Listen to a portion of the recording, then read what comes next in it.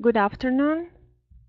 Welcome to our webinar that we are going to start in a few seconds. I just want to make sure that you can hear me and that you can see the screen.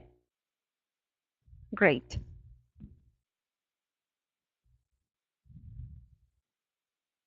Okay, I hope you're doing well. And with this, we're going to start. Good afternoon, everyone. I'm going to disable now the chat so we can concentrate on the presentation.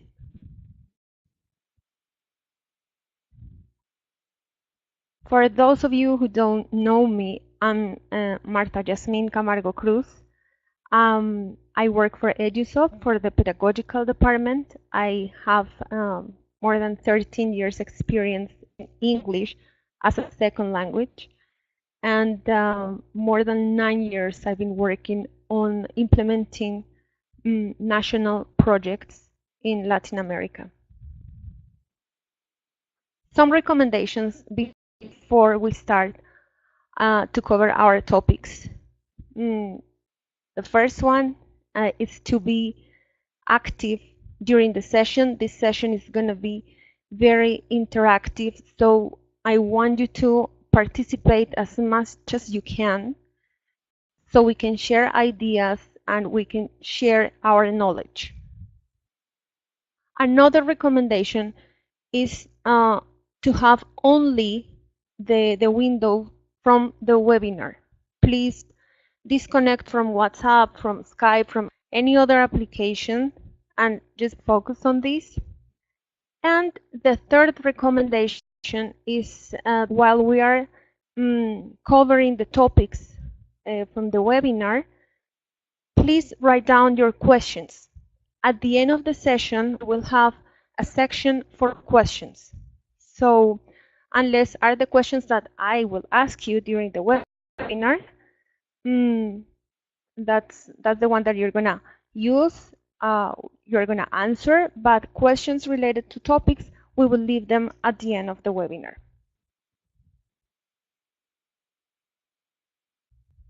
The communication during the webinar.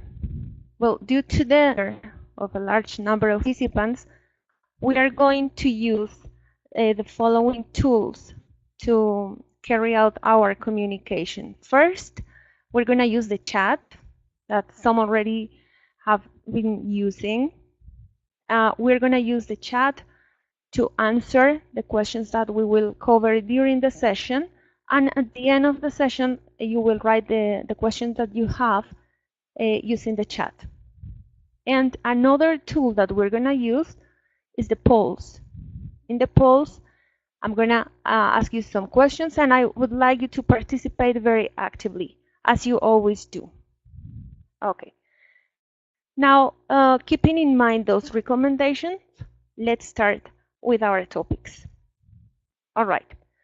We have main topics, 5 main topics to cover in this session. The first one is an introduction to the communicative approach for the learning and teaching of English. The second topic, I'm going to present some methods to improve the communicative skills on students, mainly in the listening and in the speaking skills using the whole solution from English Discoveries. The third topic will be demo lesson using our solution. The fourth topic that we're going to cover, it's we're going to see how to teach speaking and listening in mixed ability classes, where we're going to cover from a theoretical point of view. And the last topic that we will cover is how we can adapt the materials that you have to use them in your classes, in mixed ability classes. As I told you, if you have any question, please write it down, and at the end we will cover those questions. Let's start with the first topic.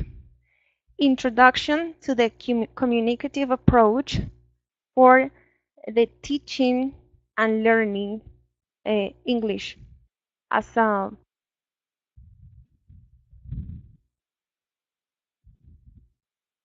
all right. The main topic, as you can see from this webinar, is going to be the communicative approach.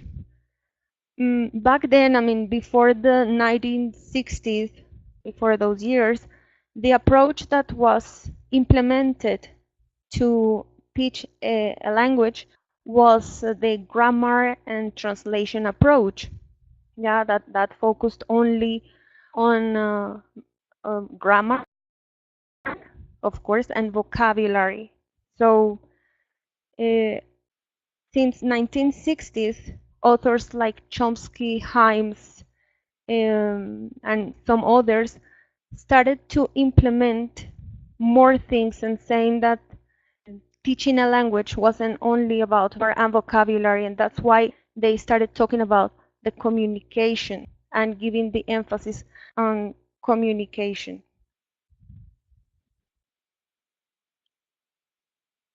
So here I have the first question, and I guess you all have asked yourself this question, and it's this: in your opinion, why do you think that a student, after studying 5 years, after studying English for 5 years, at the end of the high school, they don't speak English? And I'm gonna open the chat so you can start sharing your ideas and your opinions. Okay.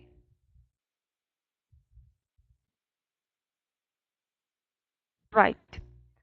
The chat is available, so please feel free to write all your answers, your opinions. Why? What is happening to our students that they study for 5 years and at the end of high school they still are not able to speak English?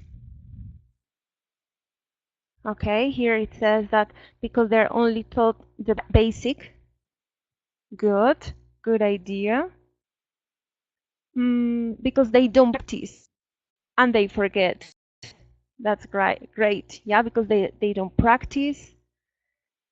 They don't develop speaking skills well. Very good. Okay, most of you are saying that it's because they don't practice. Okay, Aida says something that is they don't assume English in their life. They don't internalize. Great. Excellent.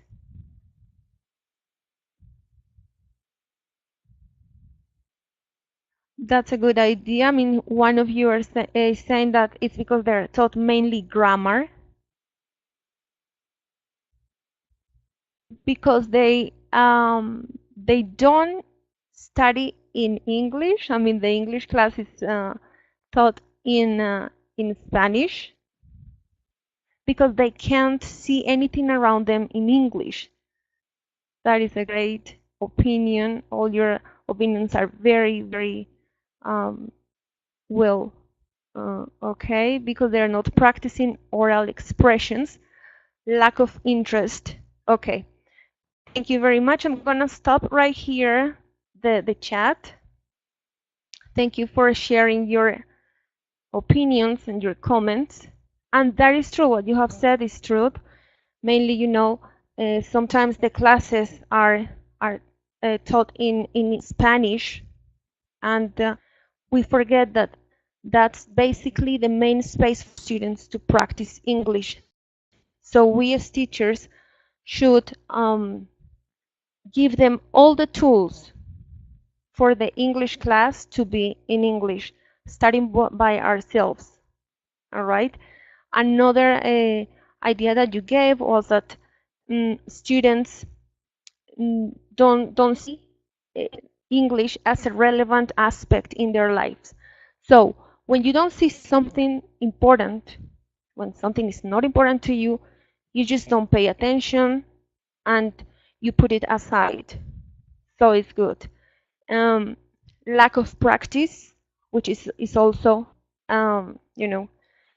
something that we see not only in the classroom, because when we have a classroom that is teacher oriented, when the teacher is the one that speaks all the time and the student doesn't have enough time to practice, then he's lacking practice, and outside the classroom we don't know what he's doing.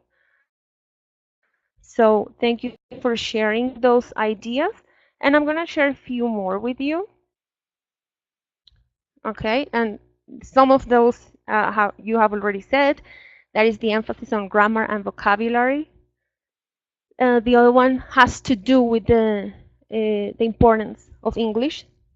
Here there is a lack of meaningful learning, and also that there are some mistakes in the teaching practice. So we as teachers should also evaluate our teaching practice, our role, and how we're helping students to communicate and to learn a foreign language, in this case, English. So, with this communicative approach, we always need to emphasize fluency at the expense of accuracy. Active learning at the expense of deductive-oriented teaching is what I said. Students have to be active in the class, not only the teacher speaking and speaking. And we need to give emphasis in listening and speaking at the expense of reading and writing. I'm not saying that reading and writing is not important, because it is, and it's part of the communicative approach. But we cannot forget listening and speaking skills.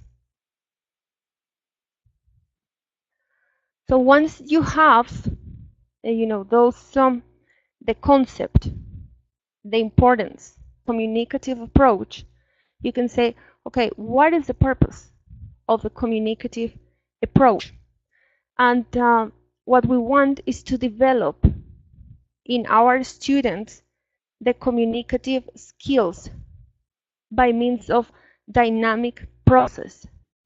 I mean by that processes that promote communicative and meaningful contexts. If our students don't see that what they're learning has a meaning and is not relevant, and they see those things outside the world, they're putting a barrier, and it's more difficult for them to learn a language. Now, here is a definition of communicative approach. Communicative approach is an approach to the teaching of second or foreign languages that emphasizes interaction as both means and the ultimate goal of learning a language, right? So what do we need to do in order for our students to have a communicative class? We need to exposure them to authentic material and authentic contexts. We cannot use materials that are new for them, that have nothing to do with their lives.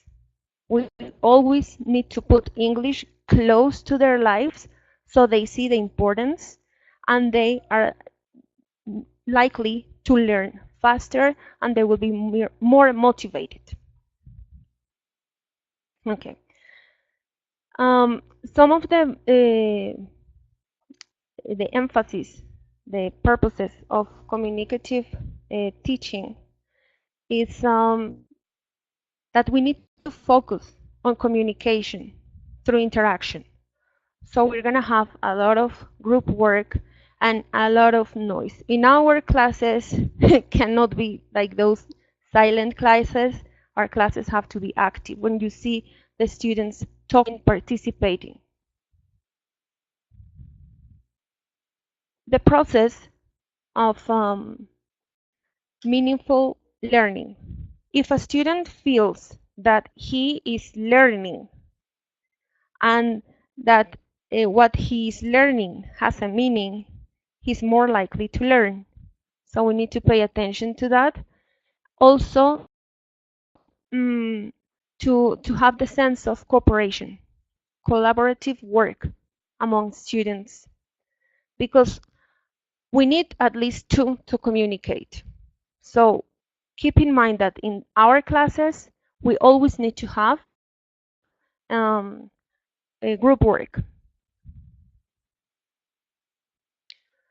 All right, when having a class, you know, a communicative class, the motivation increases because all the students, they feel active, they feel important. And when you feel important, you feel motivated.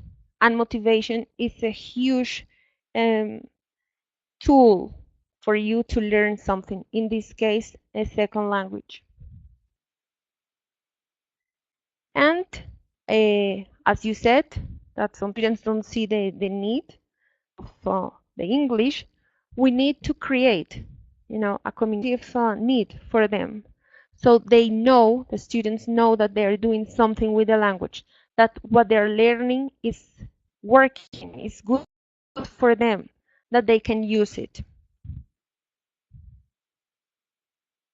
And now we're going to the first poll. I'm going to present it here.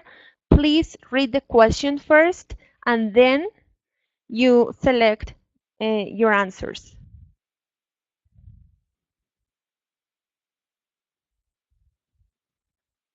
Okay. I'm gonna open the poll here. Please keep read this, the question. Okay, now it's loading, and it says, in which context of the daily life of your students they have contact with English, apart from the English class that they have at school? The first option is by watching movies in English. Second option is by listening to music in English. Third option, by taking private English lessons or English courses. And the fourth one is by participating in social media in English. Like, let's say they have YouTube and they write comments in English. Okay, good. Listening music in English is the one that has had more votes. Okay, we're gonna leave it a few more seconds for you to participate. All right, we're gonna stop right here. Thank you very much. And okay, it says that 51% of you say that by listening to music in English, and then the next was by watching with in English. Okay, that is great. Thank you very much. So we see that our students have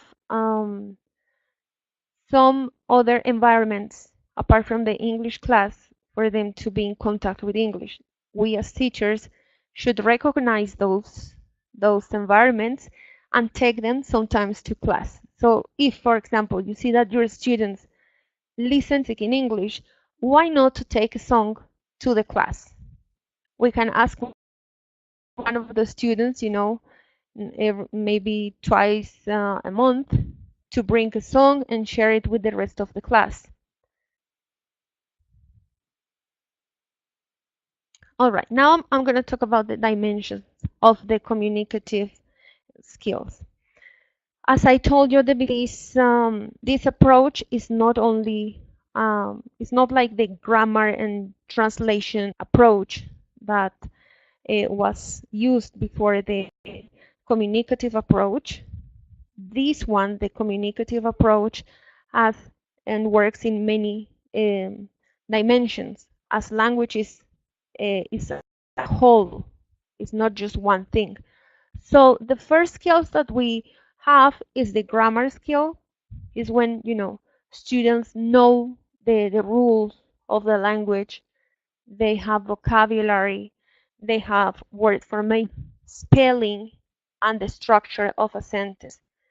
It's important to have it in other words, to make yourself understood and to be accurate.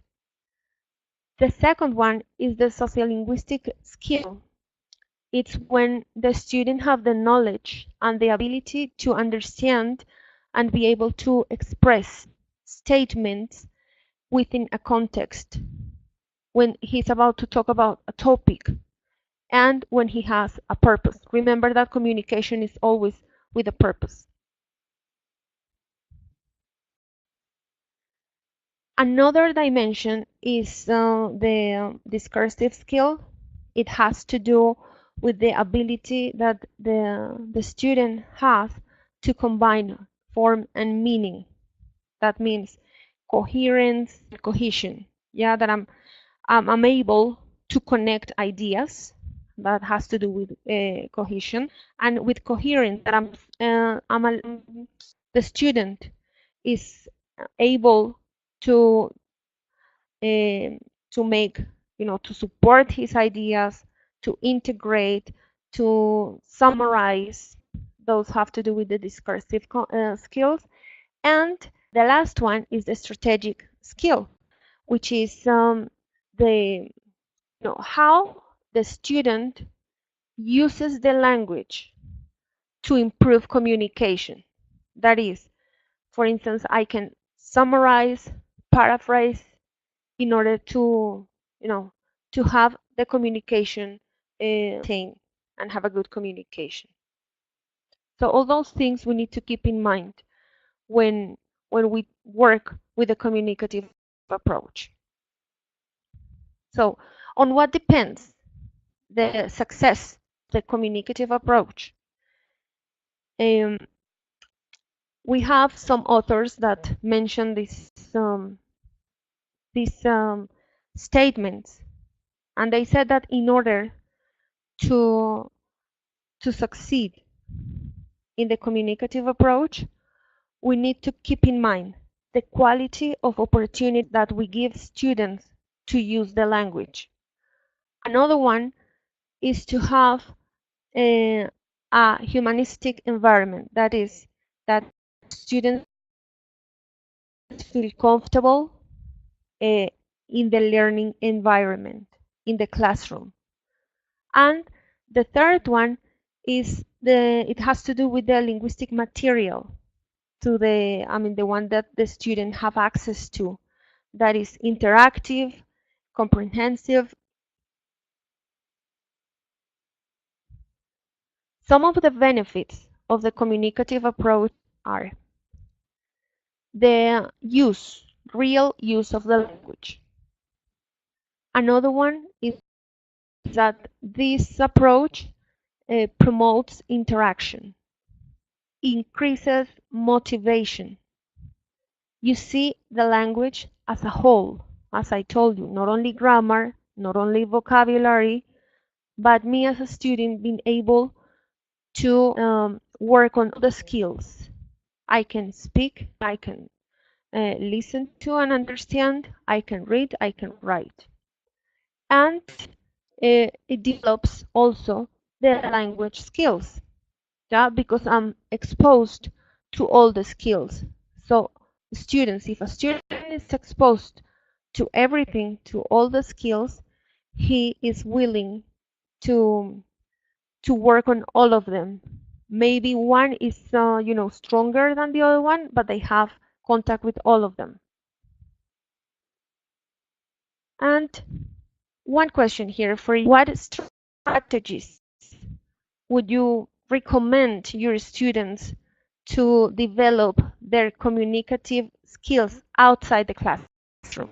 And for this, I'm going to enable the chat so we can you can share your opinion. Right now it is available, so please feel free to share your ideas in the chat.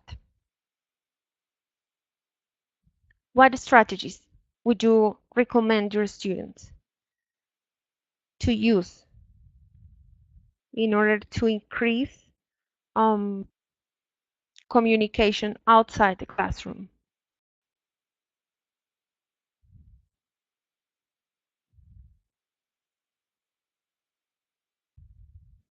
All right. Reading, use social media to communicate. Excellent. To create a chat group, that's great.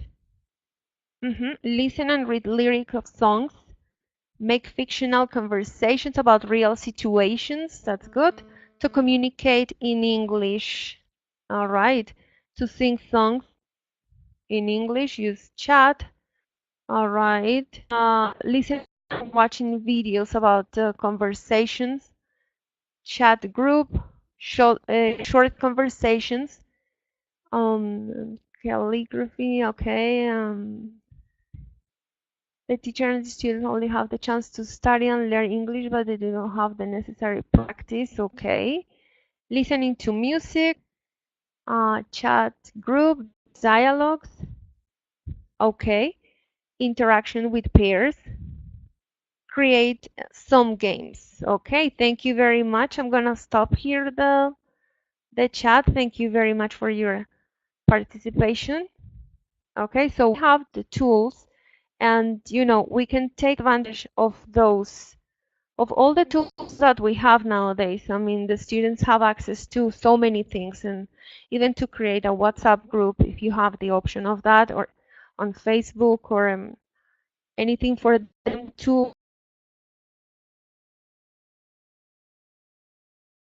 practice communication.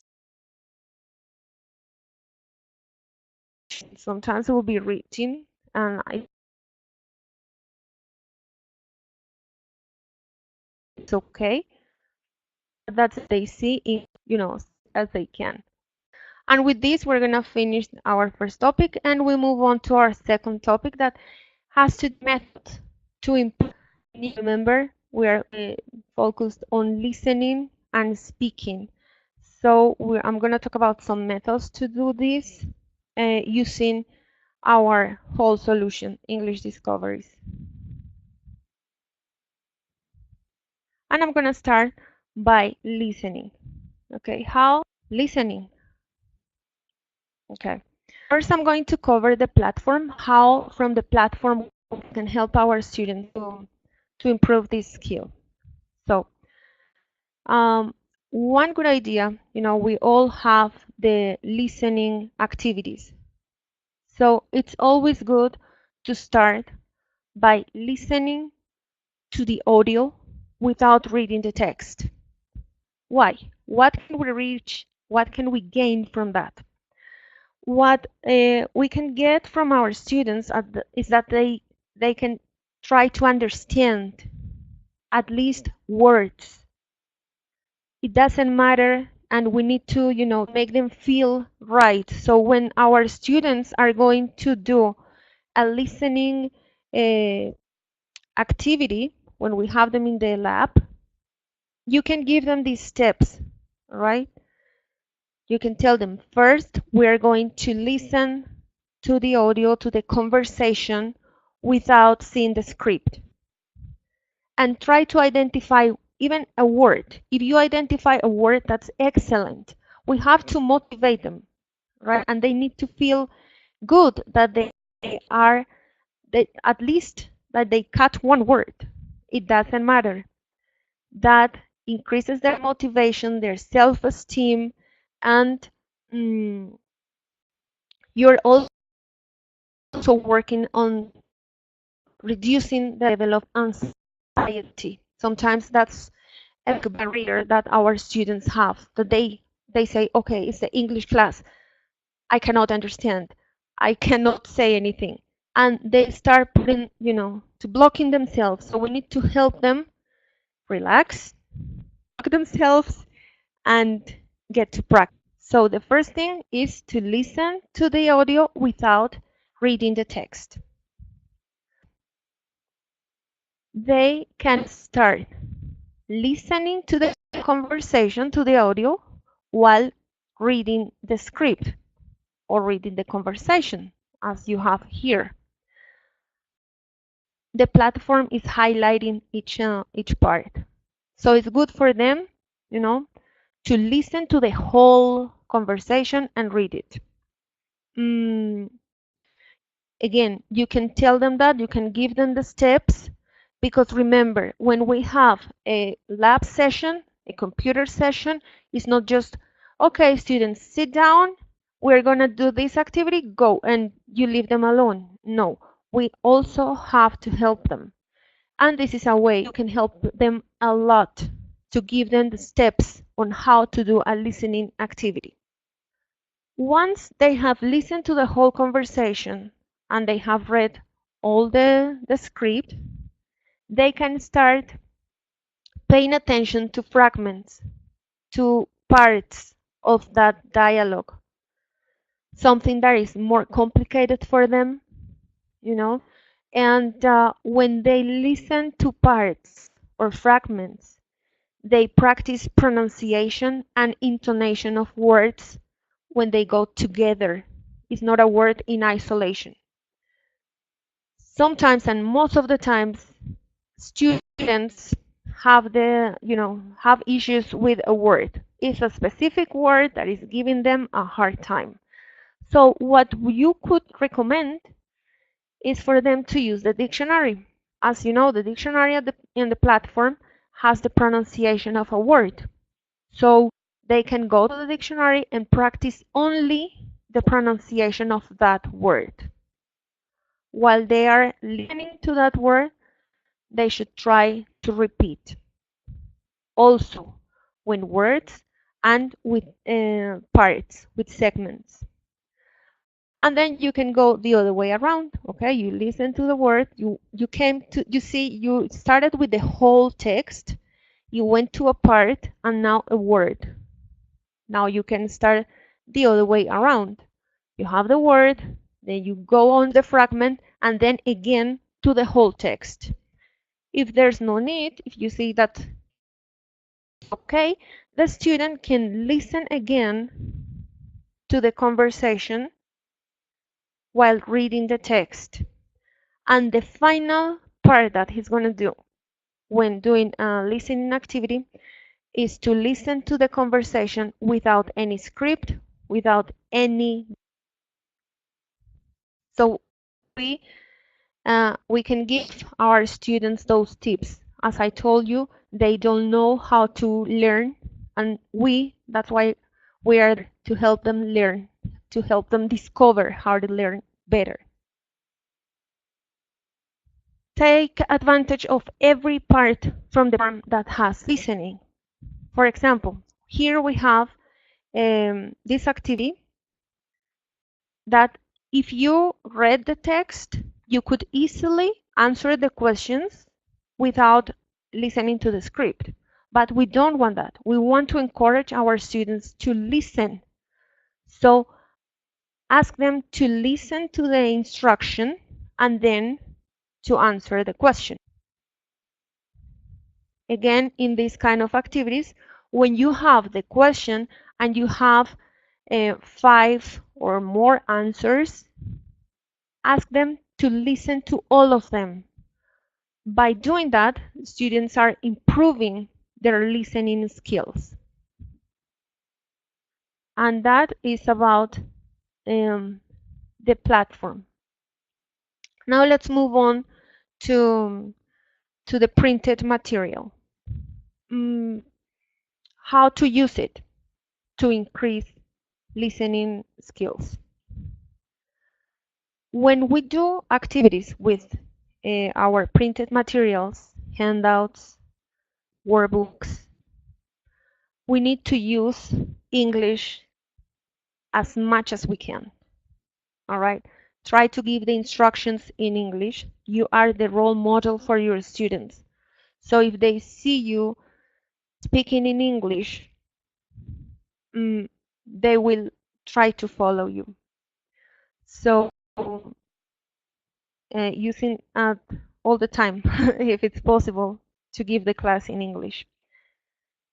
Another idea is to take additional material to the classroom. Okay, you can combine. If I have, for example, or a handout that is about meeting people, I can, check on videos on YouTube, like those series, and just to record or have one part of one conversation and take it to the classroom and try students to identify some words, something, some fragments. We recommend songs, as you have mentioned, and this is not the first time that you mentioned the use of songs in teaching English.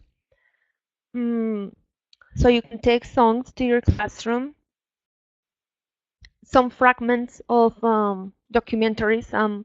We recommend like National Geographic because the language that they use is very paused and they pronounce it very slowly, and it's easier for a student to understand that than, let's say, a movie.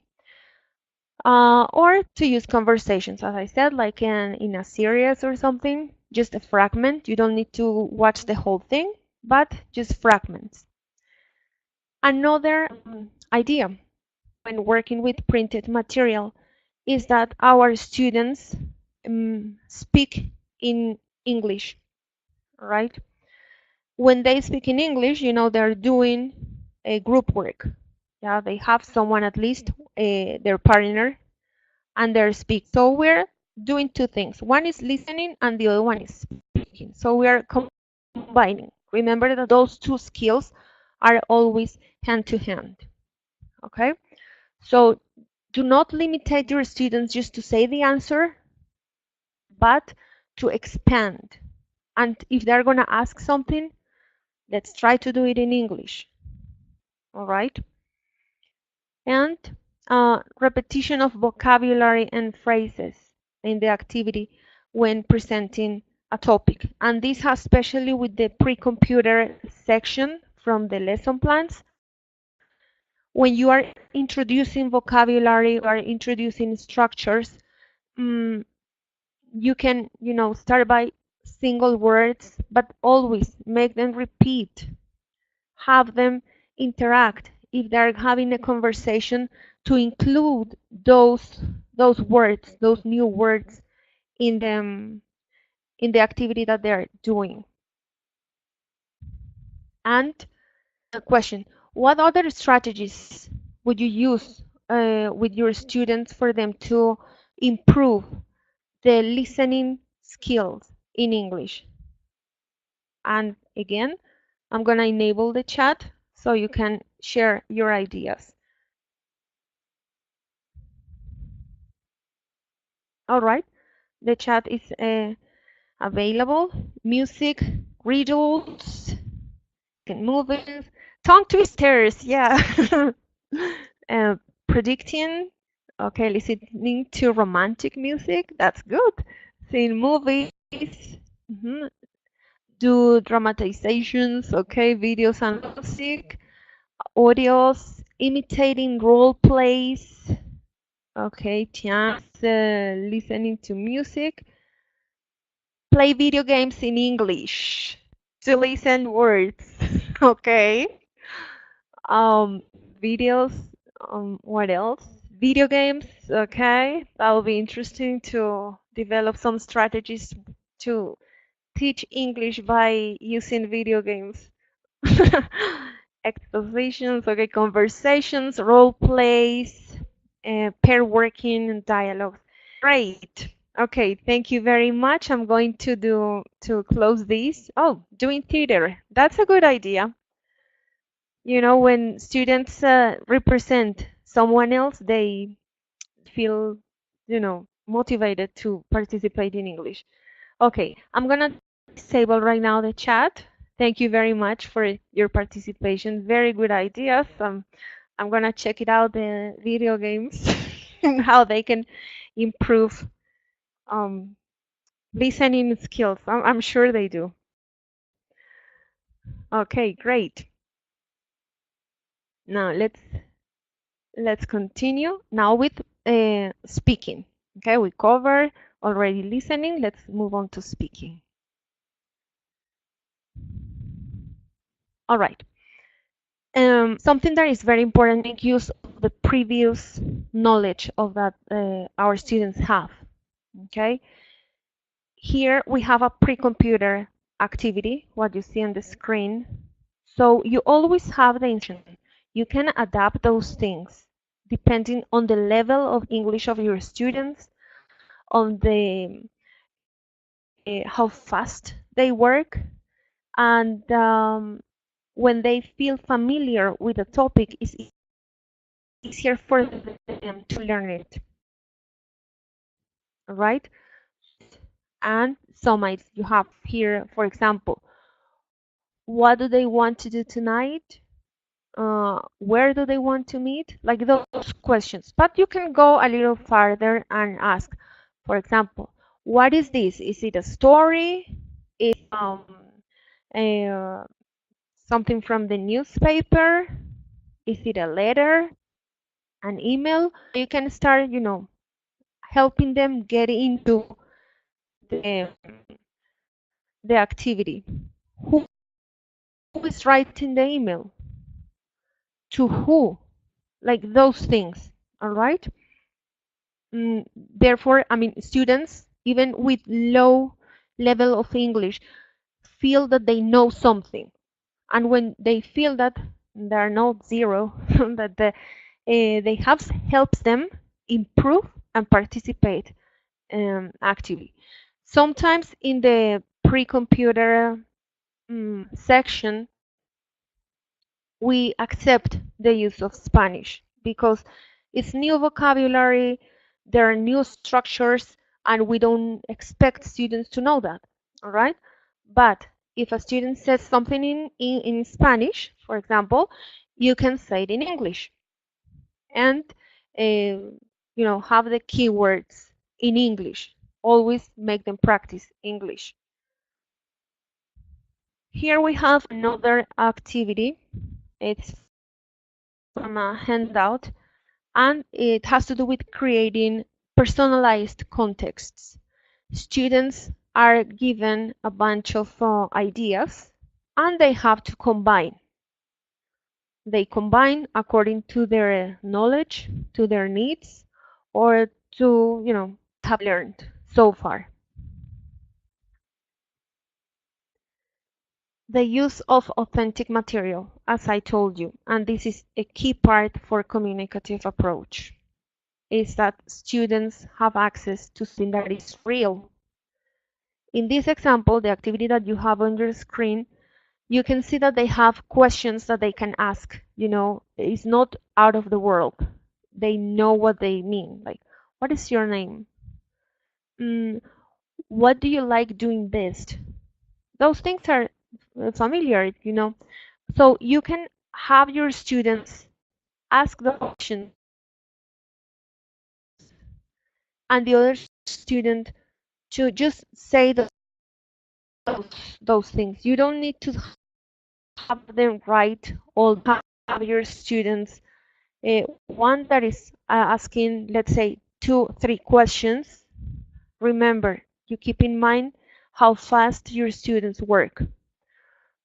So, if you see that in 10 minutes you cannot do that, just choose 2 options and that's it. So one student will ask and the other one will answer. Try not always to be writing, but speaking. All right, the one that answers will do it speaking, and encourage them to use complete sentences. Not only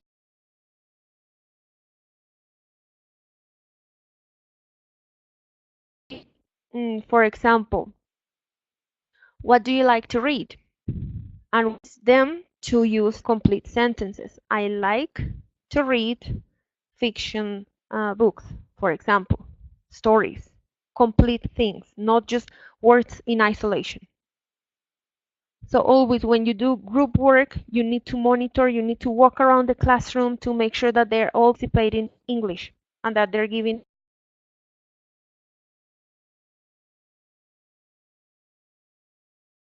complete sentences. All those things you need to tell them in advance. Before you give an activity, you always give the instructions. Here we have one part that is related to the platform. So it has to do with what we were before when practicing and improving listening. It's when not only listens, he also speaks. He repeats. That helps him with intonation, pronunciation, fluency. So, and make sure that they're not using only one word, that fragments, because we want them to have the whole thing, the whole language, the whole fragment. Another tool that we from the printed material that we have to improve speaking is paraphrasing and summarizing. In this activity, for example, the students are trying to arrange a meeting. All right, so they need to organize their agendas and make sure which day and what time they can meet. So for example, in these exercises, when they report to the classroom, you can say, we can meet on this at this time, this day, to do certain thing. And then the other group paraphrases or summarizes what 3 groups have said, for example, right? So when you have your groups and your students are participating, you also want the other groups to pay attention. So this is a way of helping them do that they listen to 2 groups and then a third group reports of what the previous 2 groups have said, and so on. To make open questions. This is a great tool for them to practice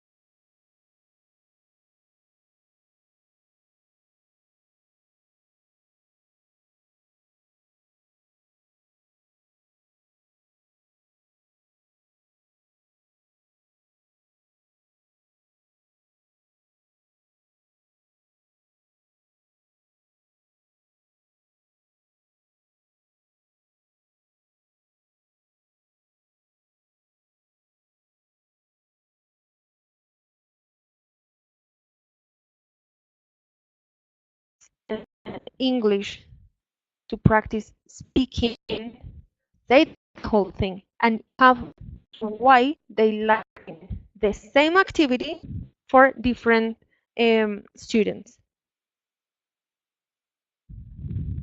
Okay, here, and one of you said this in the chat, using tongue twisters. This is a great exercise to practice fluency, pronunciation. So when you do them on the internet, for example, I have some examples here.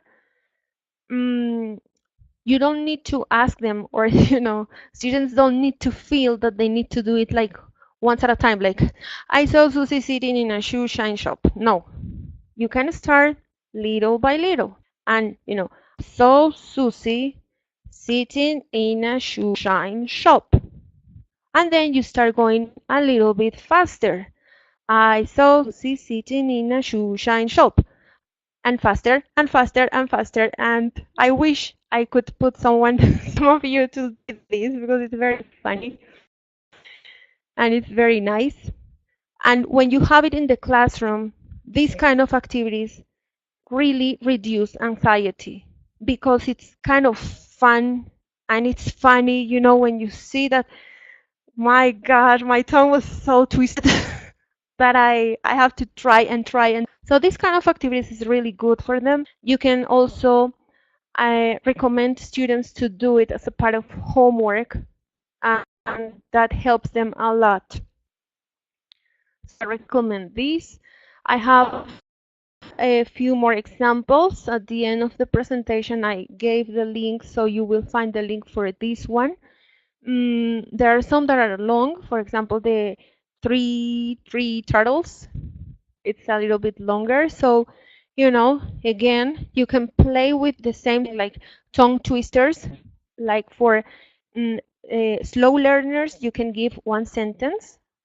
For example, a sentence tongue twister like the one here. A proper cup of coffee from a proper cup of coffee pot. Okay, you see? And for students with more level or that are a little bit more advanced, until the ones that you have that are advanced compared to the other students, they're all working the same thing. Yeah, tongue twisters, but the degree of difficulty is different. Just keep in mind that for listening and for speaking, the main purpose that we have is to establish communication, to provide students with tools for them to communicate. Okay, and now, I also want to ask you, and this is a personal question, and yeah, I'm gonna enable the chat for this. Don't participate. I want you to think about yourself, because we always think about the student and how to improve skills, their listening, their speaking. But what about us? So you, as a teacher, what methods or strategies do you use to improve your own listening and speaking skills? Think about that, and I'm gonna enable the chat while you think about the ideas. Okay, it's ready. So please feel free. Watch films. Okay, Javier. Listen to music. Talking to my colleagues in English. Great. Listening to music, talking to native speakers, audio, listening pop songs. Talking a lot. Great. Little books. Okay, to write in English every day, watching BBC, great, listening and watching videos, reading books, practicing all the time with other teachers, great. I watch tutorials on internet, okay, listening to dialogues, listening to music for kids. That is very important, what Paula said. Okay.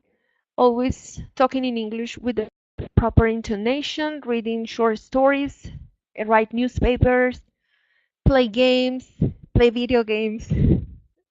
Okay, fill in the blanks, usar internet.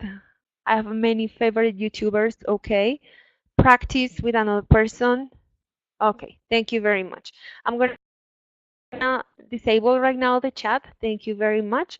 So most of you agreed to, you know, speaking with other people, with other teachers. If you are, you know, in a school and you have, there is another English teacher, that is great in English, okay? All the time, you know, it's good for you. It's also an encourage for your students that they can listen to you and always talk to them in English. You also have the platform, so you can always, you know, if you feel that your English is not as, you know, at advanced or something, you can just go to the platform, listen, do the listening activities. In that way you are preparing for the class, you're improving your listening and speaking skills as well. Other ideas were like listening to music, watching movies, listening to songs for children, which is totally great. Even the TV shows for children, because they use a lot of repetition, and that's why it's they're very good when when kids are learning a language. It's very recommended. Okay, and with this, we are moving on to our demo session using the whole solution, Edusofts whole solution. So I'm gonna take this lesson plan. It's the lesson plan called Going Out. Number of session 66. So what I'm going to do is I'm going to show you each step, each part of the lesson plan, and how to do it in two different ways. What I'm gonna do here is I'm gonna try to do it like if you were my students, and I'll be the teacher. So for fundamental reasons, I'm gonna use the chat, and that will be the way you will communicate in your classroom. It's like speaking. Okay, so we're gonna start with the first part of the lesson plan, that is the beginning. Okay, so after you have checked homework, you know that sometimes when checking homework you can spend a lot of time, so I would recommend for you just to have different strategies to check homework. If you have a conversation, for example, in that homework, you can take advantage and make it communicative in the classroom, like to have two students to share their answers. So let's that we did the homework, we checked it. You are great students, you all did homework. Now we're going to move to the next activity, that is to practice, to do some practice of the topic that we covered in the previous, which was making plans for tonight using the expression let's.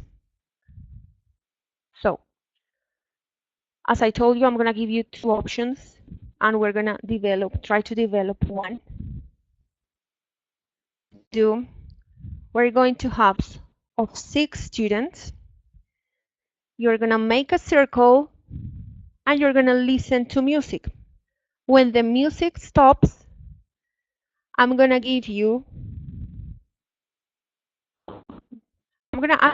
ask you, what do you want to do tonight? And the person that has a ball, because I took balls for each group, and they're going to throw the balls. The student with the ball, when the music stops, is going to tell me, share with the whole group one idea. Okay, so for example,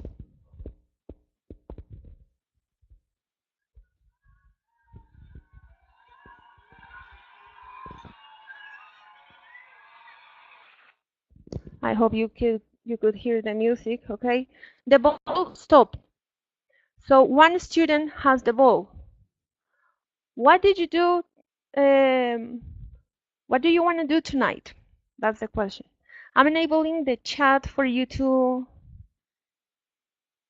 to participate here using the word let's, the expression let's. What do you want to do tonight? Okay, let's go to the cinema tonight. Okay, more ideas. Another student. Let's see a movie. Great. Let's watch a video. Let's have dinner tonight. Let it out. Let's go dancing. Good.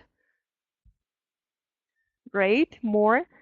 Let's eat an ice cream. Let's go to the supermarket. Let's go to a restaurant. Let's eat out. Let's go swimming. Great. Perfect.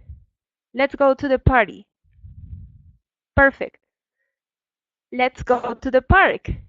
Beautiful. Okay, I'm gonna stop here. Let's eat some pizza. That's a good plan. I disabled the chat. Thank you very much. So that's the idea, that you always at the beginning of the class you have an activity that breaks the ice. All right? Remember, to low students' anxiety. You want them open to learn. So kind of activities, even if you have music, it's even much funnier. And if you know music that they like, it's always good. Music in English, of course. So here you had the activity. Your students gave the ideas. Another option is to make up sentences by having one part of it. For example, some friends. So what students need to do here is to use the let's, a verb, and use some of these complements, some part of these to form sentences. This activity could be used with students that are a little bit more advanced. Okay, so if you are going to group them together, I would recommend students with the same level of English or similar learning skills. So one is not feeling that the other one is doing everything. Okay, well, the first activity, the one that we had music, is for everyone. Even students with low, very basic English feel free and feel comfortable doing it. Okay, now we are moving on to the post-computer activity. Remember that computer activities, we always use handouts. The handouts that we have are communicative. That's the aim. So you have also a great resource to use and to help students practice communication. And this activity can be done, you have to adapt. You have the lesson plan, but it doesn't mean that you have to do it as is. You have to change it, you have to adapt it if necessary. It's okay, as long as you fulfill the goals that you have in that. So one of the proposals that I have here is to play Chinese whispers with a handout. How do you do that? Previously, you divide the handout in parts for group 1, group B. In the classroom, and you also, to save, don't want to spend time writing on the board, you have your words, your questions in this case, already written on a paper, a poster, and students are going to use these questions. The idea is, I'm describe how to do this activity. So you have your students, let's say you have groups of 6 students, and you give each group some papers, small papers inside a bag. So the first student in line takes the papers, and the student that is behind him will ask the first question. And the first question is, what do you want to do tonight? Again, I have here the option of this weekend or specific day. If you want more advanced students to use other expressions, not only tonight. So students will be using what they feel more comfortable with. So this student asks, what do you want to do tonight? The first student reads on the paper and passes information to the student that is behind, and so on. She will pass it on to the one that is behind, until they reach the end. When they reach the end, the last student will write down what he heard. Then that last student will be the first one, and so on. Remember, you don't need to do 6 or all the questions in a handout. Just take few of them. We need quality opportunities for them to speak. It's not quantity. You will be, running at the end of the class because you couldn't cover everything. So just, take few. And if you see that the group is finishing earlier, you can give them more. So this is an idea, and then you can have, report what the other group did. They can exchange to do evaluation, or if you want to do a self-evaluation inside each group. So it's up to you. Another option is doing the role play. I'm gonna show you. This is this handout that I'm talking about. Is this one. It's a role play. So you see, you can do it Chinese whisper, you can do it as a dialogue, you can do it as an interview. There are different ways of doing that. So in this time we're going to do a role play. So for this role play, you're gonna be student B, and I'm gonna be student A.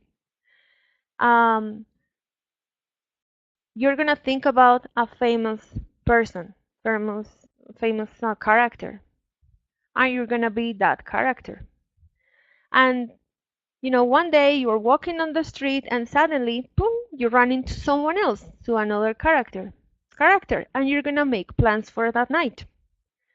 So you're gonna plan your dialogue, you will prepare it, and then when you're ready, you're gonna come here in front of the class and you're gonna present your dialogue. All right? So it's very important that you do, you contextualize this role play. And I want to go here to this. When you do role plays, and this is a poll, you're going to participate on this, you always contextualize students, or you just give them the handout and just do what you can do, and that's it.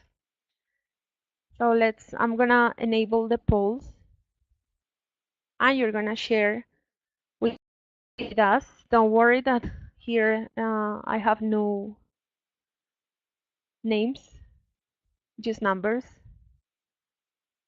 So when you have a role play, you always contextualize your students, that you tell them what they need to do, what they're expected, or just give them that. I mean, do you contextualize them most of the times? Sometimes I almost always forget. I haven't thought about that. Those are the 4 options that you have. So please feel free to vote and share your opinions.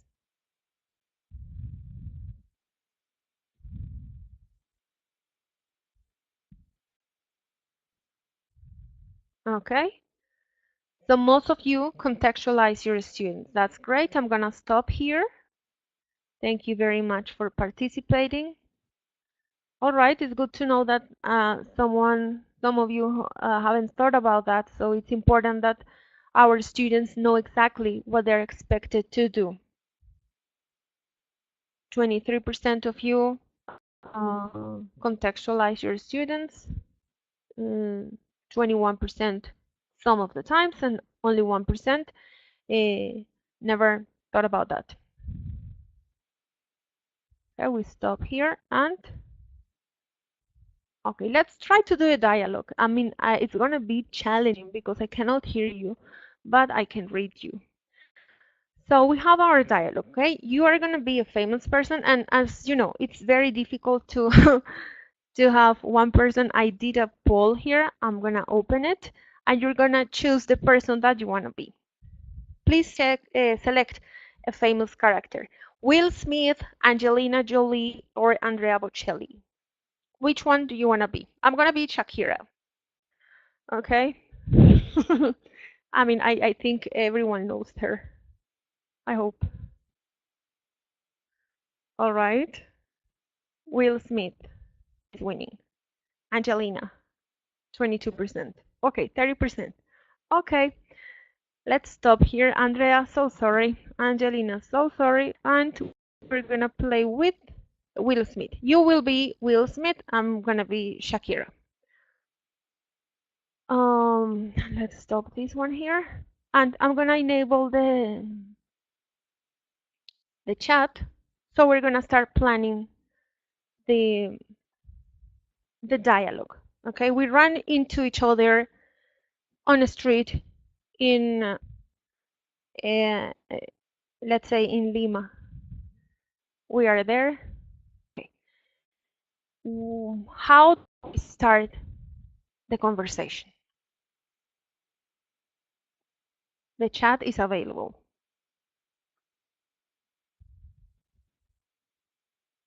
All right. How can we start? Hello. Yes, Liz. Thank you very much.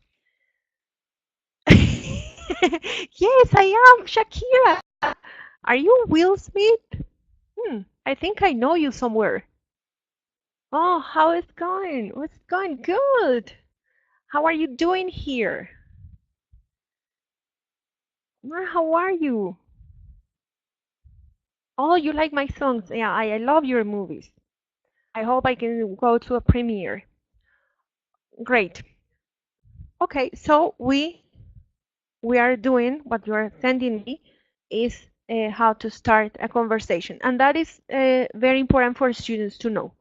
If they are gonna create a dialogue, they don't need to be thrown and okay, what do you want to do tonight? I want to go to the movies. Let's go to the movies. No, we are not just copying and reading what the handout says. We want to expand. We want to create more dialogue. So it's very, very good what you are doing. It's beautiful. You are, greeting, you're sharing information, personal information, and now we are going to the main structure. We are going to use, hey, Will, what do you want to do tonight? I'm leaving tomorrow. I need to go to Spain, to Barcelona again. So, are you free tonight? Oops. Actually, you should have started because you are. Okay, but it's okay because I'm the teacher. Oh, yes, Jorge. Oh, sorry, Will. I'm free tonight. Let's have dinner. Mm-hmm. Great. When do you want to meet? What time?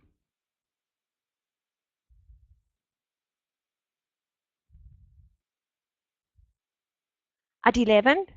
Well, that's a little bit late because usually at 11 I'm sleeping. Restaurant at 8. Good.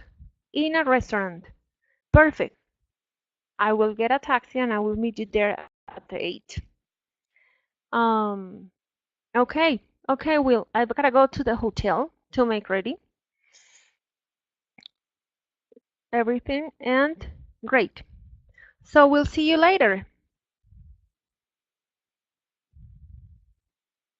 Okay, I said I'll see you later. So you have to say something. Good. Beautiful. Wonderful. Bye. See you. Great. Uh, um, I wait for you in the restaurant. Great. See you later. Yeah. Kisses, hugs. Beautiful. Excellent. So that's what we want our students to do. I'm going to disable the chat right now so we can continue. So that's what we want when we do a role play. Not only to have students using the 3 sentences that are described there, we want them to expand. Beautiful example. I love this conversation. All right, and this is now we already covered the post-computer activity. Now we move on to the pre-computer activity. We're going to present new vocabulary, new structures. So we need to be very creative when working with our students. The easiest way is to say it in Spanish. ¿Qué te gusta hacer en tu tiempo libre? Okay, but as I told you, we need to use English as much as we can. So you will start asking the question, what do you like doing in your free time? If you see their faces like, you can start using words that are similar or are used in Spanish, for example. What is your hobby? What activities do you like to do? When you say activities, when you say hobbies, students know what you're talking about. And they will start participating. Again, it doesn't matter if they do it in Spanish at this point. It's okay. We will use it in English. Just take few examples because remember that we always give a bank of words, that's expressions. This. In this option that I'm doing the pre-computer activity, I'm using images. What is this? And your students can start practicing. I'm going to enable the chat. As I told you, this was going to be a very interactive webinar. So the chat is available now. You can start. What are they doing? Watching a movie, watching TV.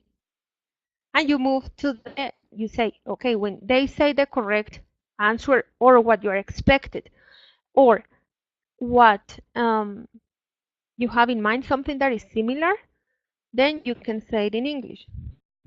Watching TV.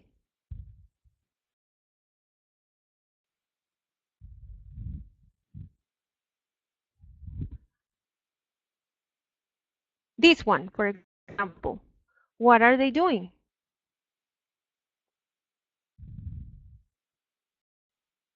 Dancing. Beautiful. Always remember that you also need to have the word that you are introducing in writing. First, because you have visual students, not only students that learn listening. We are talking about, and when you deal, okay, we will talk about this a little bit later, but so you need to be visual, like audio, you need to do some things, you need to play the learning styles. So always this, and also for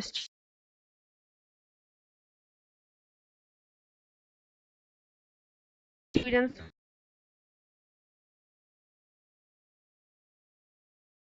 with some disabilities, or them to see.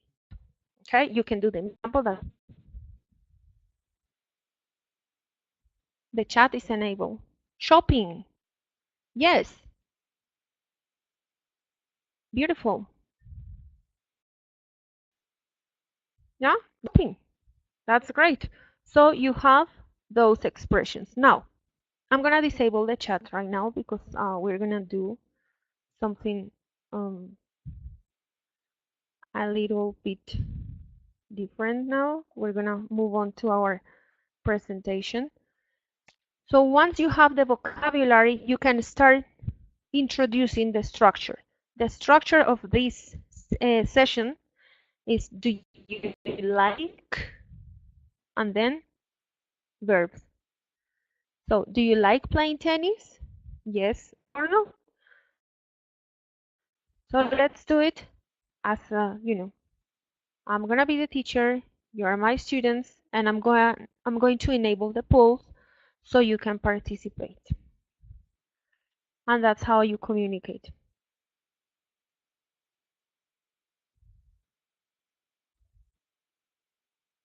Do you like playing tennis? Please repeat. Do you like playing tennis?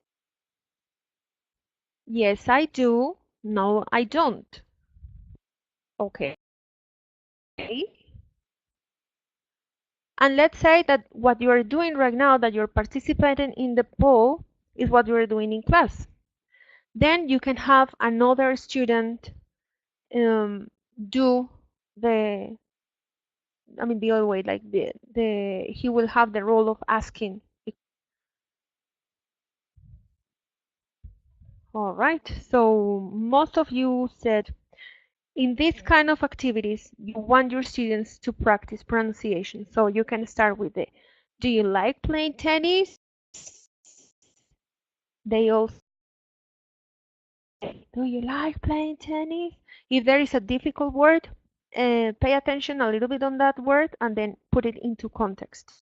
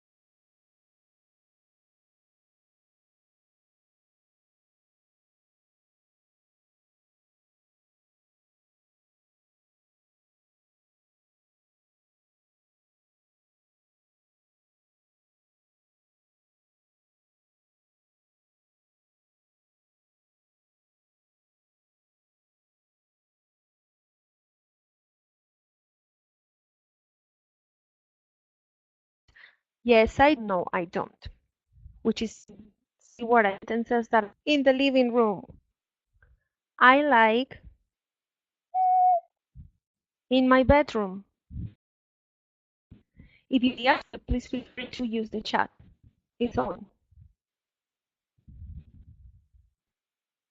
Okay, just listen to the sentences. I repeat.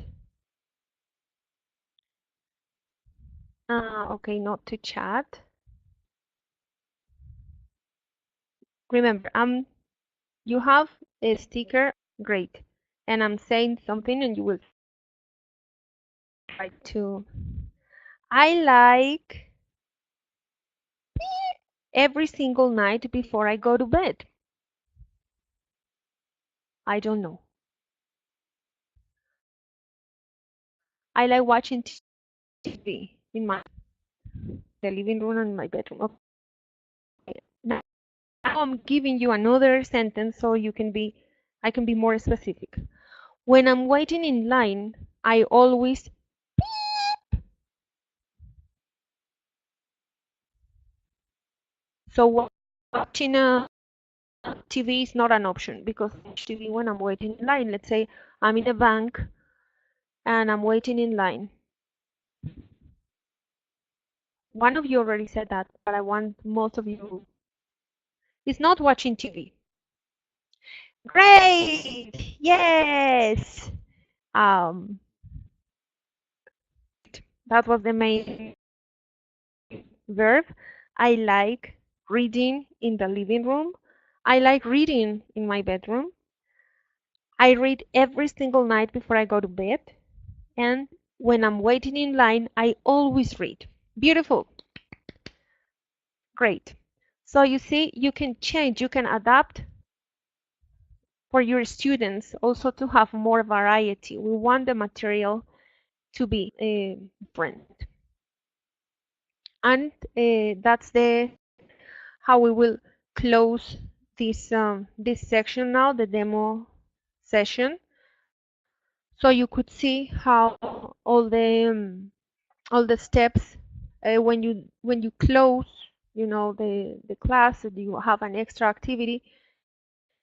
You have something very simple when students usually write and then they share, or you just can have one asked and the other one answers, and that's how you can play with the material.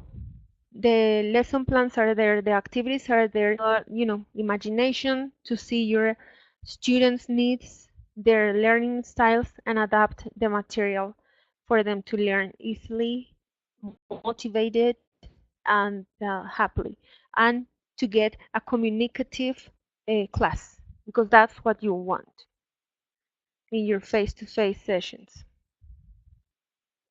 All right, now we are going to our fourth topic, that is to talk about listening and speaking in mixed ability classes, seen from a theoretical framework. All right, so this is theory, what I'm going to present right now, because I want to know this, and this is a poll. I'm going to enable the poll. Do your students have the same rhythm when they learn? They learn the same way? So please just read, because here while I'm hold on please. Okay, I'm uploading the poll. So do they learn the same way? Yes or no? Wow,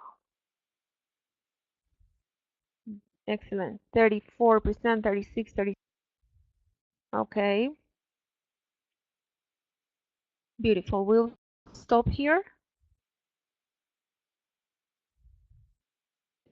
Thank you.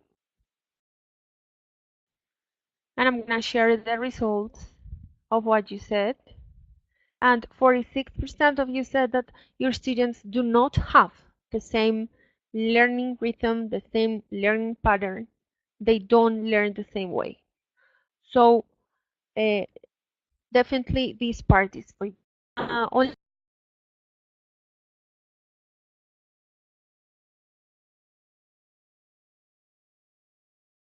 one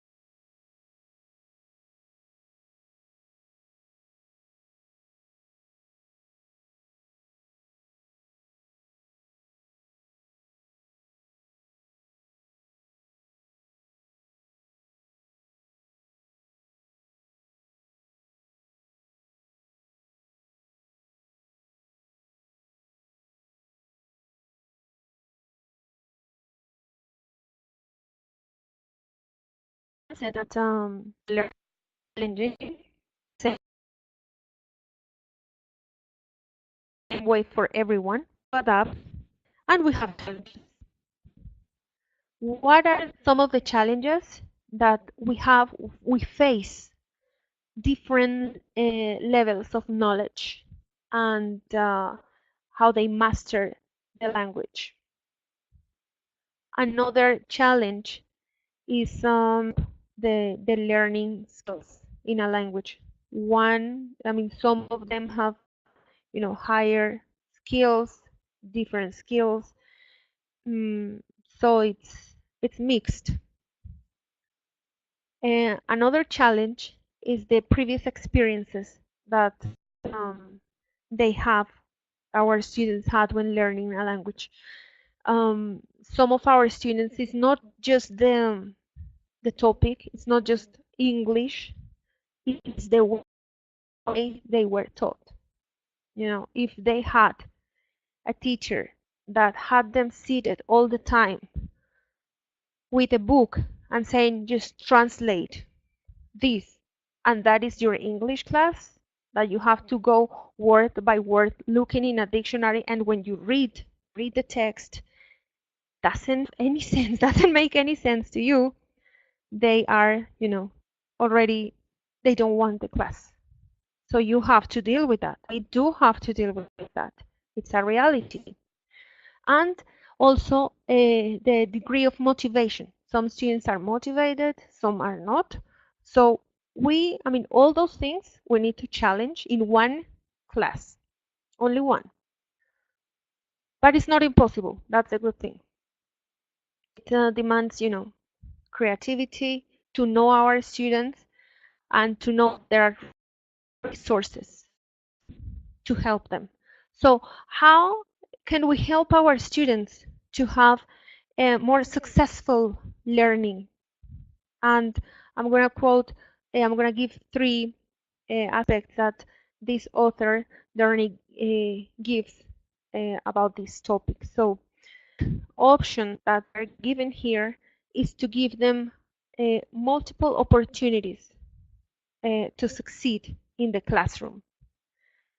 That is, I'm not going to have the same task every day, like fill in the blanks and fill in the blanks. No, I have a bunch of things, and you have said some examples: music, role plays, games, theater, dialogues, to bring material, to adapt the material that we have. So all of them have the opportunity to participate. Another way of helping them is to adjust the degree of difficulty in the activities. If I have an activity that is very difficult for my students, I know that their level is very low and this activity requires much more, then I need to be there. I need to guide them on how to do the activity and work on their strengths and help them do at least one example. Every day in class they have to fulfill one thing, at least one, so they see that they're progressing. All right. Another way is to focus on what the students can do instead of what they can't or what is more complicated. All right. Every single student, no matter all the difficulties they have or their learning styles, or if they have a cognitive issue, all of them have a strength. So we need to work on that, and we need to help them discover that. How can we help them that? By giving them a variety of materials, a variety of options. So it's not only this activity has to be done by like this because that's what it says. No, we adapt and we help our students learn. Some principles that we as teachers should keep in mind when we're dealing with mixed ability classes. One principle is the variety. We don't want the same thing. Routine is out of the class. We don't want that. We have to look for variety in the way we do the activities, in the way we organize groups, in the way we organize the classroom. Even by organizing the classroom in a different way gives different perspectives, and students feel motivated and there is a change, so they feel that they want to learn something. Another thing that we need to take into account is the material and the topics. They both, material and topics, have to be interesting. If it's something boring, all our students, even if they have, you know, a great level of English, if they're demotivated, if the material is not interesting, they are not going to participate as much as we want. So just keep in mind that you prepare your class in advance, that you have everything ready, and think always on a second plan, because sometimes, you know, there are things that happen and we have to adapt at the last minute. So we have to be creative with that. Interesting topics that are related to their lives, that are, you know, that they see them relevant. And the other principle is collaboration. Students are not isolated in our classrooms. They're communicating, so we need to make them work in groups. They need to help each other. Bell exposes other principles when talking about the activities, and here we have the kind of making groups. So sometimes you have activities that are for the whole class. All right. Sometimes you need to have activities for students that have similar skills. All right. Sometimes you can mix. You can have students with the skills. And sometimes there are some activities that can be done in isolation, one part of the activity, because then the student will have to share what he wrote or what he did with a partner or with the rest of the class. So I'm going to mention some strategies to work on the listening and the speaking part of skills in our students. Some strategies, starting by the results, the objectives. I know the lesson plans have certain objectives and we have to fulfill them, but we as teachers need to be realistic. We don't have a uniform class, and all we teach is not all they learn. Some of them learn more, some of them learn a little less. So we need to plan, you know, keeping in mind different results. For example, at the end of my class, I want that all my students will be able to say, yes, I do, no, I don't, for example. Another one, the majority or most of them could be or will be able to, for example, ask a question using like.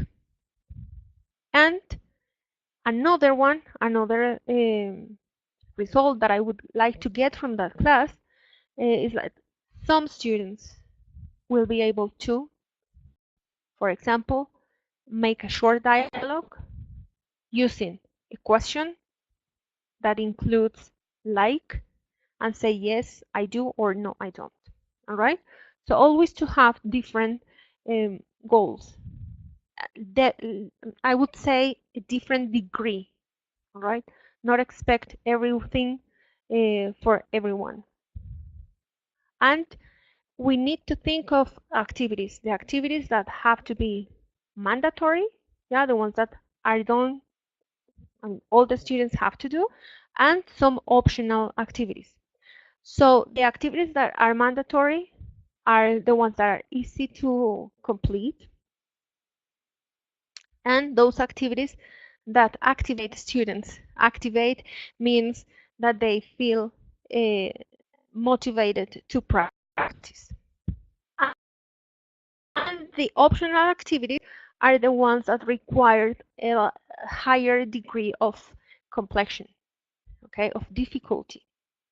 So this is mainly for students with a little or higher level of English or faster learners. So we have. Okay.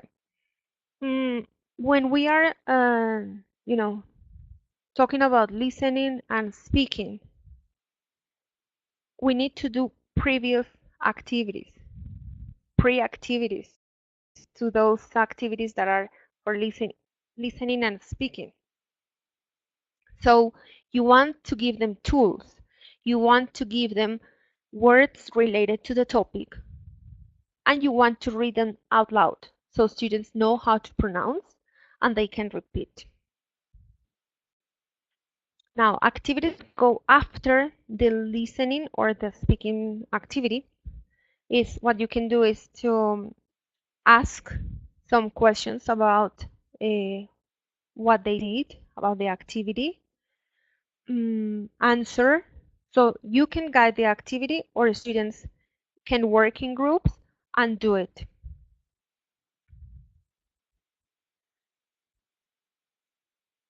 Okay.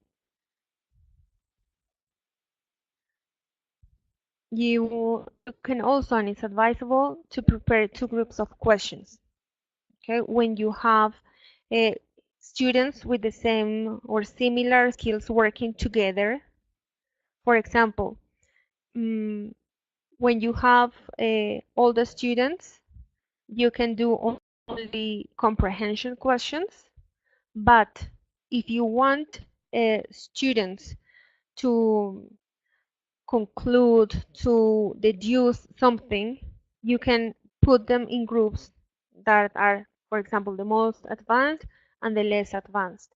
They're all working the same questions, but the questions change according to the degree of difficulty. And that's what you want, because you don't want students to feel weird, oh, I'm not like the other ones. No, you want them to feel part of a group, and that it doesn't matter if my level is low or high, I can still do what the activity requires with a different difficulty. Okay. And group work or collaborative work. This is a must in mixed ability classes. Because students can learn from each other, they help each other, and they learn from each other. And we want that. We want to create that kind of environment that they're helping each other. And here I have a question for you. What aspects do you have in mind when you make groups, when your students make groups? And I'm going to enable the chat so you can participate. Okay. All right, it's enabled right now. You can participate. What aspect? Okay, Walter says level, the time, level.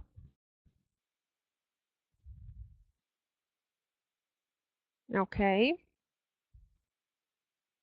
Get them to choose their partners, male or female, affinity, level, all working, the level, knowledge, strong and weak, the same ability level, knowledge, collaboration, according to the level, friendship, that's good. Students could help each other, okay, for affinity. Okay, leader, combined group, try to make heterogeneous groups. Okay, friendship, all right, affinity, great. Thank you. I'm gonna disable now the chat. Thank you very much for your opinions and for sharing. So it's good by level, time, yeah, because if you don't have much time, you don't want, students to be behind the time, the class. Friendship is also good. Yeah, sometimes you need to keep in mind sometimes that when they work together with a friend, they tend to do something else and to just make fun, and so that's something that we need to check. But it's also good because the level of anxiety is lower and they feel the same level. So it doesn't matter if one knows more than the other one, they help each other. So it's good. Always. It's good changing. Not always like, okay, make a group with the student that next to you. Just, because it's more comfortable. No, we have to break that. And we have to help them integrate and interact with the rest of the class.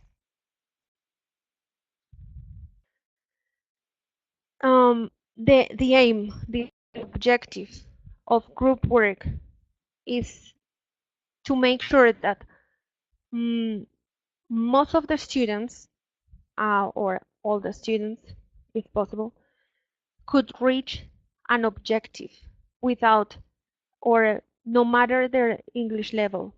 They all need to get an objective. That's the main objective, the main principle of group work. So here it's an idea when you make groups that you put together students more advanced with less advanced. For example, you can put them together in activities that require organizing dialogues, completing phrases, identifying words, or dictation. All right, that will help them both work together, help each other, and pair tutoring. Variety, as I told you. It's very important that we have variety in each activity.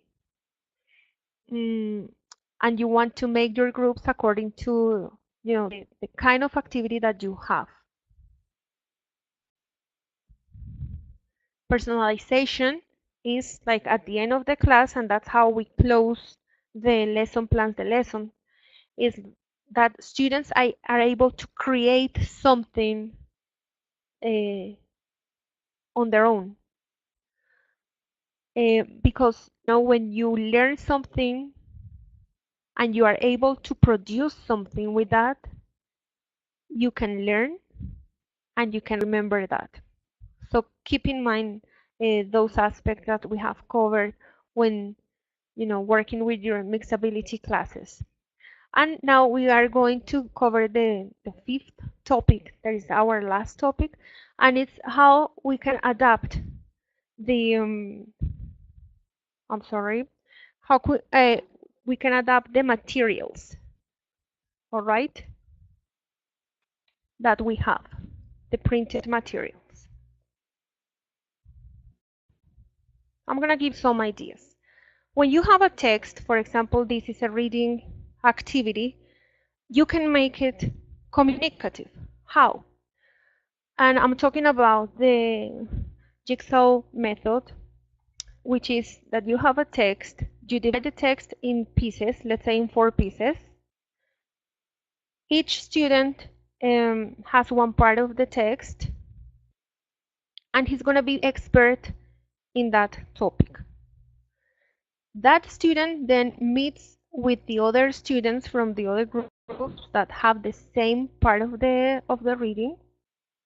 They share their ideas, their knowledge. They can take notes. Then each one goes back to their group. Each one has more information they share with their group. So this is how you can adapt a reading material, a reading activity, make it, communicative, and also you are working on collaboration. To make sure that students can report topics that are related to their culture and the world. What we want is get them closer to English. So, for example, you have here a report, a weather report. So instead of using England, Scotland, you can use Peru. Okay, you can use South America, something that is more related to them, and have them report on the weather, in a variety of ways. For example, They can organize like a TV show with the weather forecast, the reporter, and that is exciting for them. So it's to give them more ideas, and that's how you can adapt the materials. Here, for example, a student is given a situation and the other one has to look for excuses or for answers or for reasons. So they can, have like 3 examples. This is what I have here. And to share with the class 2 of, or to share with the other group.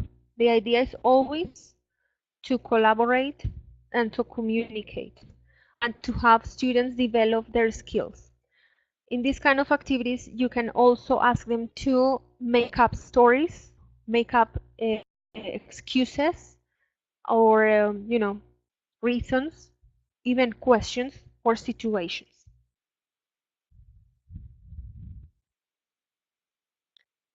Interacting by being another character. So it's like what we did, the role play. And this is very good for shy students, the ones that don't want to participate a lot, but when they feel there's someone else, they feel more, comfortable, and they feel free to do it. So, for example, for this activity, you can previously, and that's why it's important always to read the lesson plan to make sure that the material for this activity, you could ask students to wear, like makeup or a mask of someone else, and they can interact. You are working on, the students that learn by doing. So you are covering a bunch of skills with the same activity. You need to use just your imagination. Select some reasons and give justifications or support. So this is again the hint I took in a previous example. How was your vacation? It's not only to say one word. Or what I enjoyed was the people I went with. No, let them expand. Sometimes, you can just make them write, or for example, to write a small article about this, adding pictures, or you're taking parts of a documentary that talks about, a good, nice place to go on, for vacations. Because the idea is that you adapt material. If you adapt extra material, has to do, or has to be related to the topic that you are teaching. Okay, report the information that is given by another student. So in this case, the students can say, for example, the name of the student that gave this answer, and participate like that. You can do it with the whole class, or you can do it in small groups, and you monitor what they are doing. And this one, for example, you can also expand it or use real material. You can ask them, okay, I have think about your famous, the singer that you like the most, and report. Give us a description, a report about things that he likes or what she does. Those examples.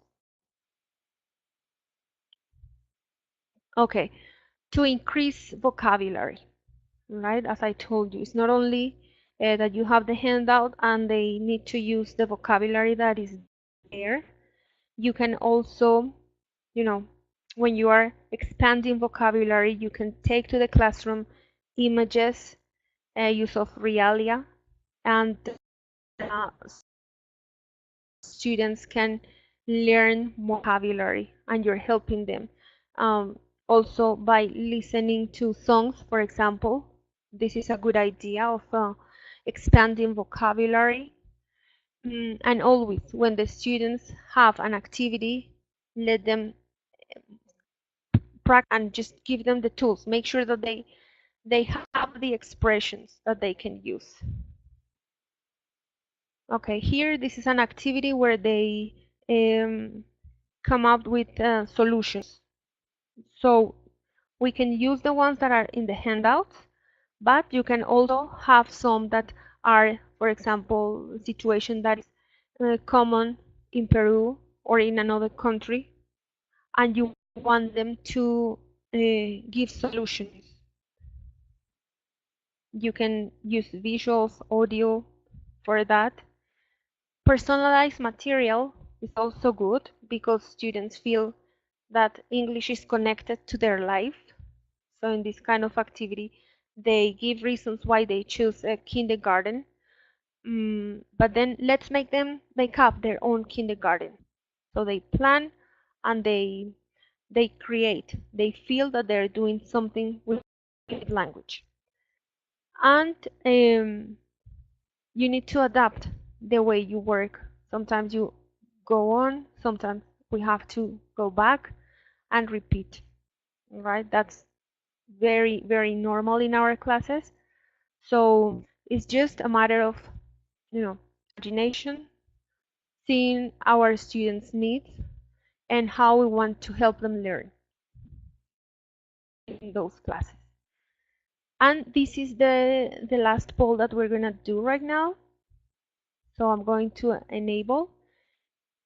What is the aspect that you have in mind when you adapt materials in your classes? So I'm going to open the poll. Hold on, so you can participate.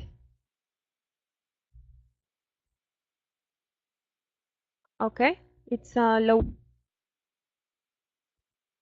So what do you have in mind? Yeah, when you're going to adapt an activity, what is the most important thing for you? The level of English of your students? The time established for that activity?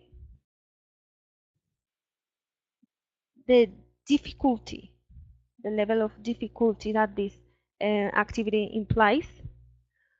Or just how? How am I going to make the groups? Okay, all are valid. This is not, one is wrong or the others are right. It's fine because it's a personal experience. We all have different groups. We all have different students. Okay, so 20% so far. Okay, 19% so far says that the level of English. 10% the time. Good, thank you very much. I'm gonna stop here the poll. We're gonna end voting and I'm gonna share the results with you. And we have 20% keep in mind the level of English, 10% the time established for that activity, 15% the level of difficulty that the activity has, and 2% modifies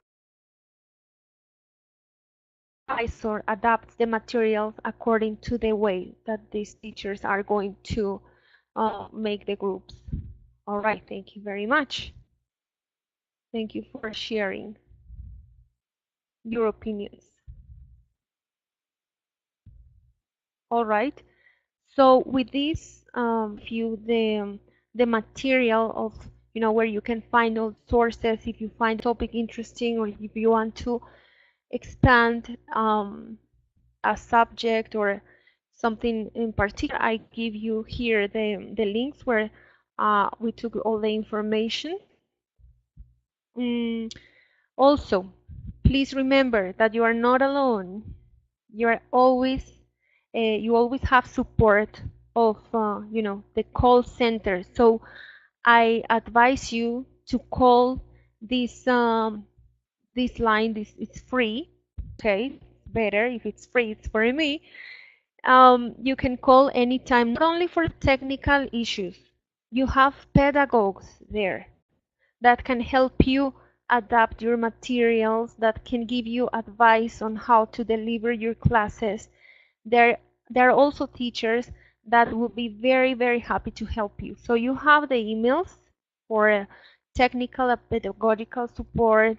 Okay, this is registration and something I think it's administrative, but feel free and anytime, I mean, not anytime, call the call center if you need any kind of information, help, 0800-190-10.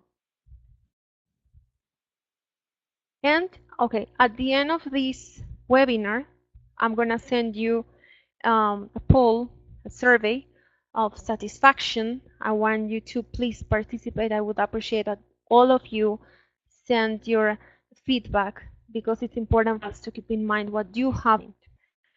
And as I told you, now we're gonna have 10 minutes for questions. So I'm gonna enable the chat. Please note that these questions are about the topics that we covered during the webinar. Nothing else, just the topics that we covered. So the chat is enabled. If you have any question, please feel free to okay, I'm gonna show you the last where you have the call center. Thank you very much. Thank you. Great. Thank you, thank you. Thank you also because I told you at the beginning it was a very interactive webinar and I wouldn't have been able to do it without you. Great. Free lessons. Okay. Paola is asking, is important the grammar? Yes, it is important, Paola, because when we talk about, for example, the discursive skills, when I need to have a sentence, I need to know the structure. That is not the most important thing in a conversation. When you, for example, go to another country and you don't know the language, but you go to a supermarket and you know the word, you are communicating. You didn't need to have the whole structure to communicate. So the communicative approach is the language as a whole. Grammar is not the basic, it's not the center. The center of communicative approach is interaction, that I can make myself clear. And in order to do that, I need to have grammar, I need to have, spelling, I need to know how to interact in a conversation, because I can have all the grammar in my hand, but if I don't know how to use it, then I cannot communicate, which is the objective. Okay, to talk with other teachers is the first one. The email to talk with other teachers, Vilma, I would recommend you to talk. Yes, it's the first one where it says the pedagogical support. That chat is hiding the slide from me, but yeah, it has to do with the pedagogical support. I say problematical. Irresponsible students. I would like to have the whole question because it's not. Okay, do you have another, like other audios and videos to help our students?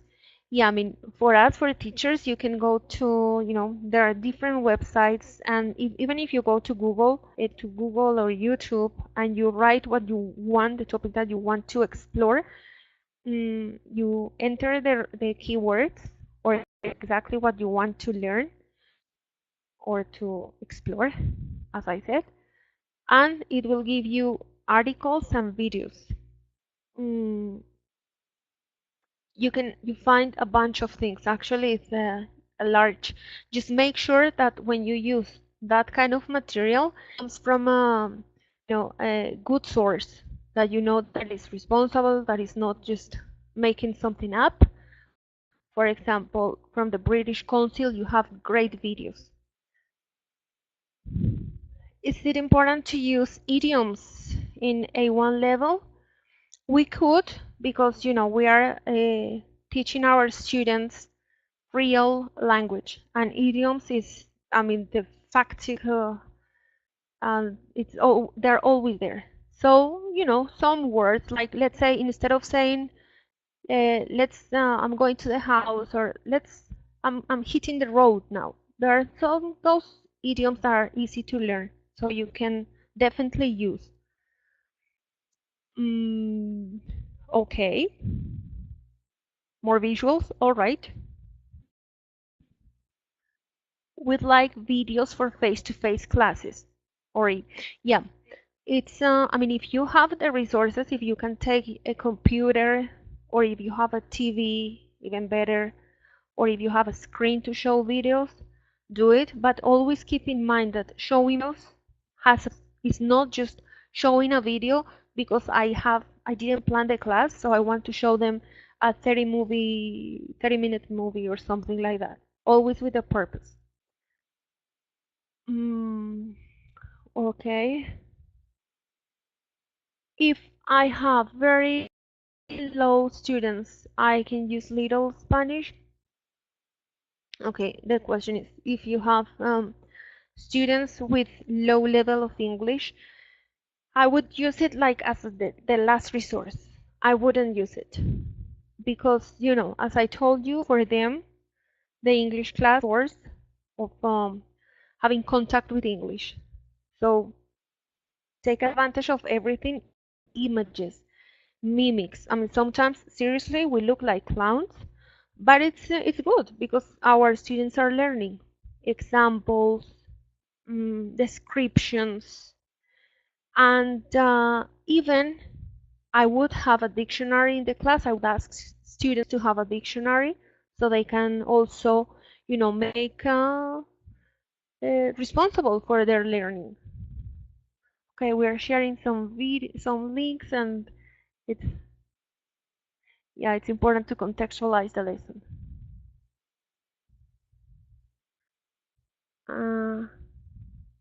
Okay. How could I work with special students? Is there any material for them? Yeah, Reynaldo, there are a lot of material for to work with um, students with some difficulties or disabilities. You can check it out, like uh, managing disability classes, and they will give you some key aspects on how to work with them. Right, there is a lot of material. Actually, not a lot, but there is material for them. I think this field is developing now because uh, we have the students that are in classes, in regular classes, so we need to know how to deal with them, and that is something that is now more popular. Okay, let's see if there is another question, because there are many comments. You are very good at okay, Anna, if you have class, you have to go. Okay, talking about, let's see if I can have another, like, 2 more questions, and then we say bye. But please do not forget to fill out the form, the survey that I'm sending you, and send it to, send your answers. Okay. Krashen once said that we usually focus too much on differences rather than what students have in common. What do you think, Jorge? I agree. I agree. Sometimes we see the difference, and that makes everyone work harder and sometimes not reaching any goal. So, as I said in this webinar, we need to focus on our students' strengths, what they are what are they able to do. All right.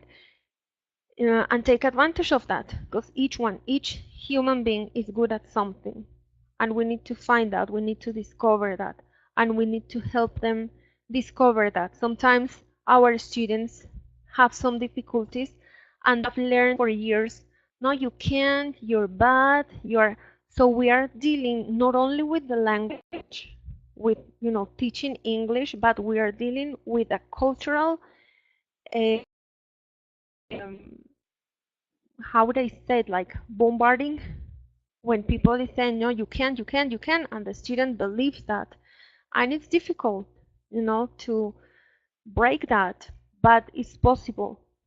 When you motivate your students and when you say yes, you can do it, well done, good, they feel so motivated and they start feeling more confident, and they learn better.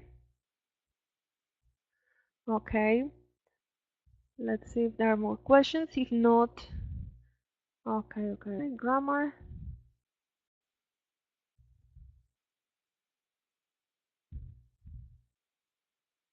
All right, great. I think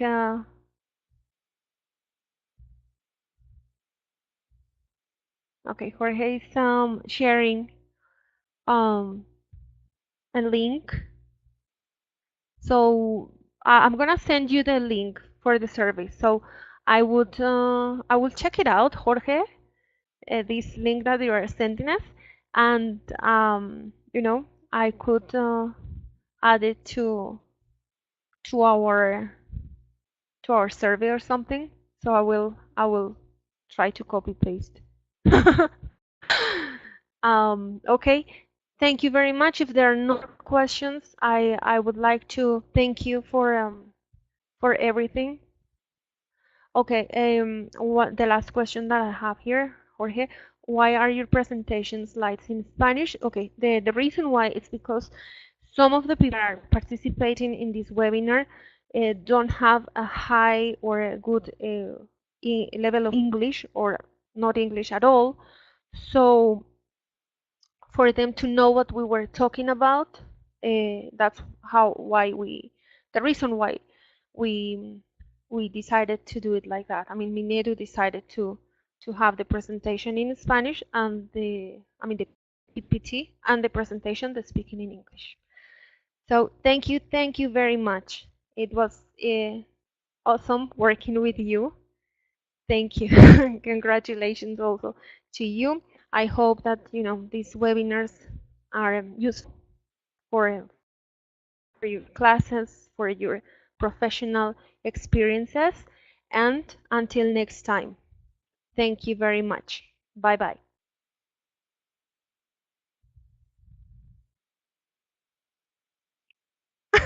Thank you, Shakira. Okay, thank you, Will.